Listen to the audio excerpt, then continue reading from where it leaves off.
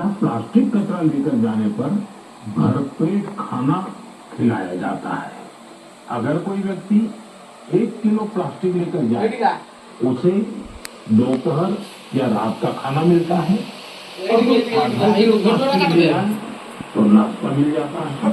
ये कैसे कॉर्पोरेशन चलाता है। साथियों, इसी तरह का कमाल बेंगलुरु में इंजीनियर कपिल शर्मा जी ने किया है। बेंगलुरु को झीलों का शहर कहा जाता है और कपिल जी ने यहाँ झीलों को नया जीवन देने का अभियान शुरू किया है। कपिल जी की टीम ने बेंगलुरु और आसपास के इलाकों में 40 कुओं और 6 झीलों को फिर से जिंदा कर दिया है। खास बात तो ये है कि उन्होंने अपने मिशन में कॉर्पोरेट और